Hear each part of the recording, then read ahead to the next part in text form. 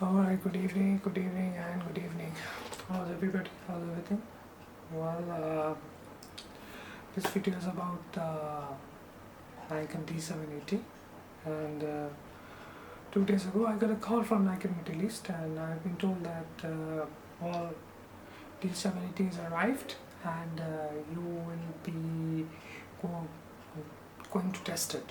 And I was like, really?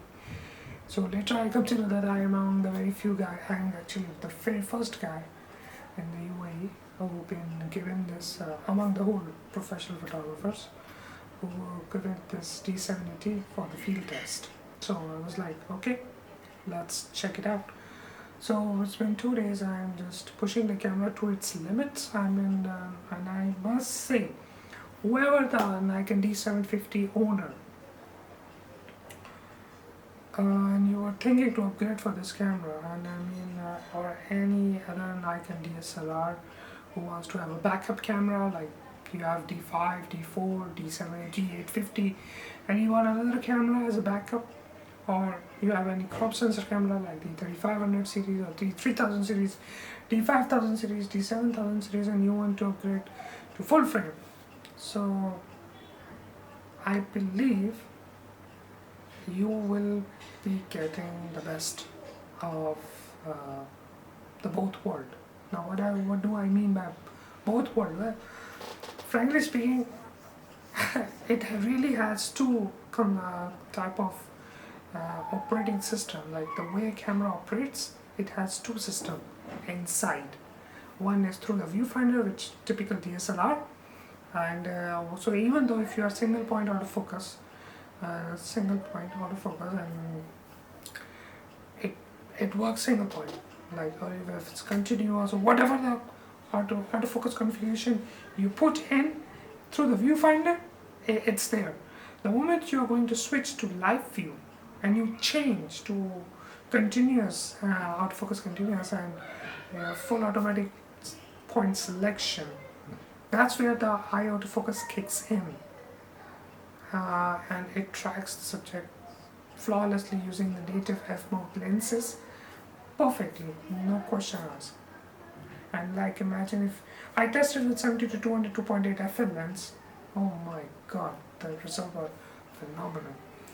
And then further,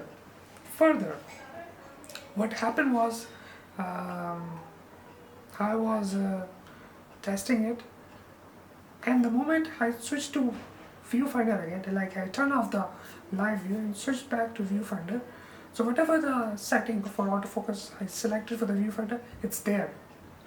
Nothing's changed, even though in the live view I was in autofocus continuous, but the moment I switched back to viewfinder, I was at autofocus single point, it was there.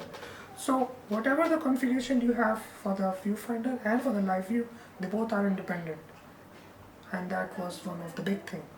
Like, I was tracking one of the bird through the live view.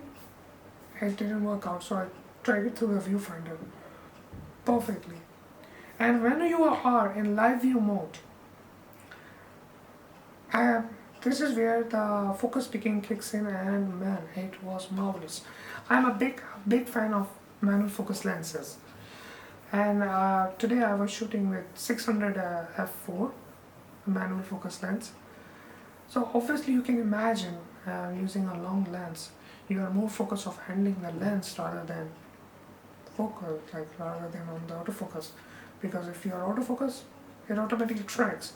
But for the guy like me, we're using long lens, and that's all manual focus, so I have two job. First, handle the lens. Second, composition and focus. So I was in live view, and the camera, obviously the lens and the camera was on the tripod, and I was just focusing on the view on the LCD screen.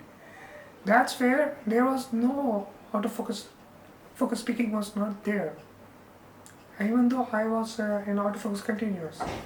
So basically camera tried to autofocus the lens, but the moment I turned the autofocus ring, not the autofocus, sorry, the focus ring on the lens, the focus peaking kicks in, and suddenly the the screen turned red where the focus was.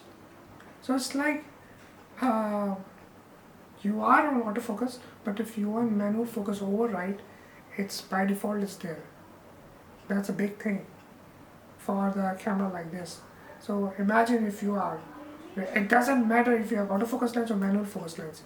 Camera always try to focus. If you have the autofocus lens, it automatically do the focus for you. But the moment you are going to turn the focus ring, the focus peaking gets enabled and you start seeing the red or blue or whatever the color you choose. I choose the red high, the sensitivity of the focus peaking maximum, and I was literally seeing the shallow depth of field across the frame. The moment I was shifting the focus, the depth of field goes back and forth, back and forth. So it was a really great experience.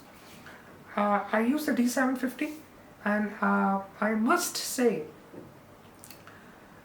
the high ISO, the dynamic range, the low light capability of D750, if it's one stop better than that. And actually I was really surprised. I shot a frame 5 stops underexposed. In the Lightroom, I just pumped the slider all the way up. There was no banding, there was no grain, there was no color fringing, there was no color noise. And it was dark area, and I was like, damn. I'm not kidding, I will put up the examples, you will see by yourself. It was one great experience, to be very honest. And the overall feeling of the camera, you obviously, when there are some advantages, there are disadvantages. For example, no battery grip. Obviously, that's for me, battery grip is a must because I am losing the another shutter release button in the portrait mode. I have to tilt my hand way up. Obviously, it's not a big thing, but it doesn't look professional. The professional knows what I'm talking about. Secondly, the focus point, 51 autofocus point, are very much congested in the center of the frame. It doesn't spread like D850, or it doesn't spread like D500 edge to edge. So it's like D500 like this, D850 is like this, D750 is like this. All 51 autofocus points. So that was not, I was not comfortable because I prefer to have autofocus point spread across the whole, or maximum as much as I can. So in the live view mode, you get edge to edge. You will see the 90% of the frame is covered, no question, not a problem. The problem in the viewfinder where it gets concentrated, so which is fine. I was expecting to have one more function, but it doesn't have only one function button. D850, I was basically trying to compare with D850 have 2 function button, D500 have 2 function button. As far as customization of the camera goes, it is not as customizable like the D850 or D500, because D850, oh man, you can do a lot with the camera, a lot. D500, D5, D4S, D4, you can do a lot. In D750 it is not much customizable, which you can. I tried once a long exposure. I didn't get a chance because it requires a good place to go. The test 900, but I can tell you that long exposure setting, because typical DSLR goes to 30 seconds, this goes to 900 seconds. So imagine the exposure that you can take without using the remote trigger. So that's a big thing. For a landscaper, it's a very, very, very big thing. We are experiencing this new feature in D780, so I hope the next full frame mirrorless DSLR like Z8 or Z9, that camera also comes up with that feature, of which I'm pretty much sure it will come. So the low light capability, the colors, the dynamic range is far better, actually one stop better than D750. That I can assure you. So you can go for this camera, 2 card slots. I was shooting burst mode. The buffer basically depends heavily on the card that you are using, so that's one of the reasons. I was getting around 25 shots, something like that, 20-25 shots, and I was using just to 250 megabits per second, 150 megabit writing speed, 250, 300 reading speed. On that I was getting 20 plus shots, around 20 shots in one buffer, which was reasonable. And if you have a very good autofocus lens like 70-200 FLE and 200-500 works fine. I shot with 300 f2D type, works fine. And the focus picking was really good. I must say it was really good. What else we have? I believe I summed up almost everything. Now the last question: who this camera address? Like what type of people can go for this camera? Well, as I told you earlier, if you have a crop sensor, you want to go full frame, that's your camera. If you are a wedding shooter, you want backup camera, that's your camera. If you are a hobbyist, professional landscaper, that's your camera.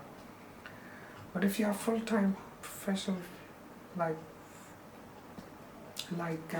sports action wildlife photographer, well, probably you're gonna stuck with buffer, or probably you won't be getting autofocus, that advanced autofocus that we are experiencing like D5 or D500, because from the viewfinder the autofocus points was not spreaded. So that's where it's in the live view. It works. I tried it. It works. Obviously, there are certain number of shots you are going to keep and you are going to delete. Depends on how good the lens is. But the camera has only one autofocus module, not two. So like D5, it has a software of D5, but the autofocus module is having one processor, not two processors. So don't expect this D780 to behave like D5, even though it was advertised as D5 autofocus system. It's just like you have the software of D5, but it's lacking with one processor of autofocus. So it's improved from D750, but not like D5. It is improved, no doubt about that. I have shot like 1000 frames, and I can tell you, because I've shot with D750 before, and even with this D780, it is definitely improved. But in the overall picture, it's not like D5. So that's why I'm going to wrap up this conclusion. I hope you will enjoy this, and I'll see you some other time. Take care. Thank you. Bye.